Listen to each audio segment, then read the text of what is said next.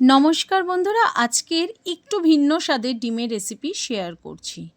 প্রথমে একটি মিক্সিং বলে 3টি ডিম নিয়ে হ্যান্ড উইস্কের সাহায্যে খুব ভালো করে ফেটিয়ে নিলাম। তার মধ্যে দিলাম স্বাদ অনুযায়ী নুন, 1 চিমটি চিনি, গোলমরিচ গুঁড়ো, হাফ চামচ আদা রসুন পেস্ট, লঙ্কা কুচি, ধনেপাতা কুচি, পেঁয়াজ কুচি ও ক্যাপসিকাম কুচি দিয়ে আবারও ভালোভাবে ফেটিয়ে নিলাম।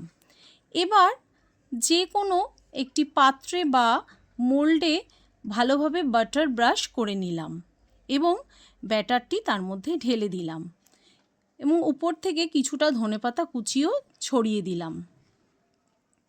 জলের মধ্যে স্ট্যান্ড বসিয়ে তার মধ্যে এই মোল্ড বসিয়ে ঢাকা দিয়ে 10 মিনিট ভাপিয়ে নিলাম। 10 মিনিট বাদে একটি স্টিক দিয়ে দেখে নিলাম এটি হয়েছে কিনা এবং তারপর ডিমোল্ড করে চাকুর সাহায্যে পিস পিস করে নিলাম স্কোয়ার শেপে।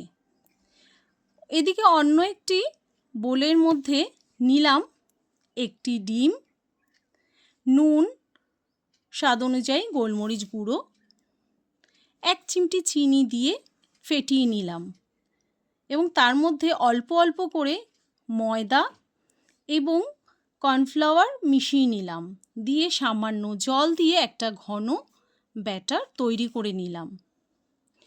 এদিকে অন্য কড়াইতে সাদা তেলের মধ্যে 1 চামচ বাটার দিয়ে বাটারটি মেল্ট হলে তার মধ্যে ডিমের পিসগুলো একটা একটা করে ব্যাটারে ডুবিয়ে উল্টে পাল্টে সবকটি ভেজে তুলে রাখলাম।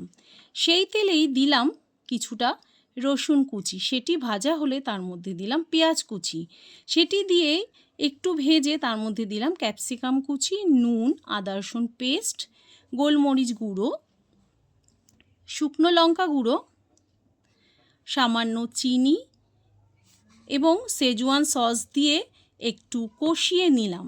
তার মধ্যে দিলাম কিছুটা আজিনোমোটো, এটি কিন্তু পুরোপুরি আপনাদের অপশনাল। তার মধ্যে ভাজা ডিম দিয়ে ডিমের গায়ে সমস্ত মশলা মাখিয়ে স্প্রিং অনিয়ন ছড়িয়ে নামালাম। সম্পূর্ণ ভিডিওটি দেখার জন্য সকলকে অসংখ্য ধন্যবাদ। যদি রেসিপিটি ভালো লাগে অবশ্যই একটি লাইক করে দেবেন।